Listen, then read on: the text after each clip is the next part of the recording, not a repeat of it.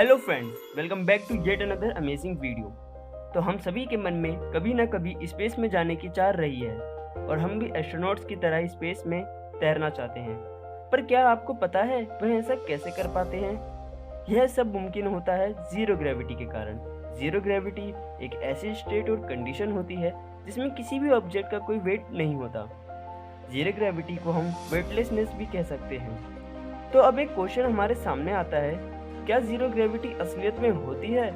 तो इसका उत्तर है नहीं। जिस कंडीशन में एस्ट्रोनॉट स्पेस में रहते हैं उसे जीरो ग्रेविटी नहीं बल्कि माइक्रो ग्रेविटी कहते हैं। But here is a question arise, हम उसे जीरो ग्रेविटी क्यों नहीं कहते? और इसका सिंपल सा आंसर है, ग्रेविटी कभी भी जीरो नहीं हो सकती। चाहे आप स्पेस में कहीं भी चले जाएं, किसी न किसी ऑब्जेक्ट जैसे स्टार, प्लैनेट, ब्लैक होल, किसी न किसी की ग्रेविटी आपको अफेक्ट जरूर करेगी।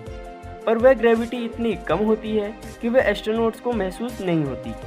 तो आखिर जीरो ग्रेविटी कहाँ है और क्या हम उसे महसूस कर सकते हैं?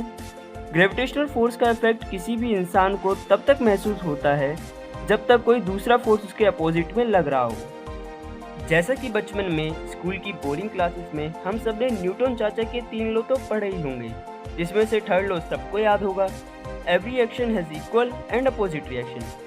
जब आप किसी भी सरफेस पर खड़े होते हैं तो अर्थ की ग्रेविटी आपको अपनी तरफ खींचती है, लेकिन कौन सा हम धरती में समा जाते हैं? यह होता है एक अपोजिट फोर्स के कारण, जिसे नॉर्मल फोर्स कहते हैं। पर अब एक क्वेश्चन हमारे सामने आता है, क्या हम पृथ्वी पर जीरो ग्रेविटी यानी माइक्रो ग्रेविटी को महसूस कर सकते हैं? तो इसका जवाब है हाँ, और ये बहुत आसान भी है। हमें बस एक ऊंची बिल्डिंग से कूदना है, क्योंकि फ्री फॉल की कंडीशन में नॉर्मल फोर्स खत्म हो जाता है और उस समय जो हम महसूस करते हैं उसे माइक्रो ग्रेविटी कहते हैं। फ्री फॉल की कंडीशन में एक इंसान को उसका वजन बहुत हल्का लगता है, पर यह तो बहुत खतरनाक है क्योंकि इससे हमारी जान भी जा सकती है।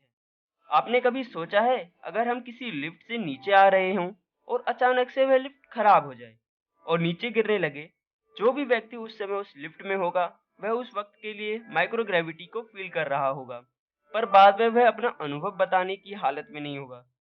तो जैसे कि वीडियो में मैंने बताया कि एस्ट्रोनॉट तो स्पेस स्टेशन में माइक्रो ग्रेविटी फील करते हैं। तो ऐसा कैसे होता है? और इसका एक आसान सा उत्तर है, फ्री फॉल। हाँ दोस्तों, स्पेस स्टेशन अर्थ की तरफ फ्री फॉल कर रहा होता है, लेकिन उसकी वेलोसिटी इतनी ज्यादा होती है कि वह अर्थ के ऑर्बिट का ही चक्कर लगाने लग जाती है। इसे हम एक सिंपल से एग्जांपल से समझते हैं। अगर मैं किसी बॉल को फेंकूं तो वह कुछ दूरी बाद फिर जमीन पे गिर जाएगी, लेकिन अगर मैं किसी भी बॉल को बहुत ऊंचाई से बहुत तेज वेलोसिटी से फेंकूं तो वह नीचे आने के बदले अर्थ के ऑर्बिट में चक्कर लगाने लगेगी। और यही होता है स्पेस स्टेशन की कंडीशन में।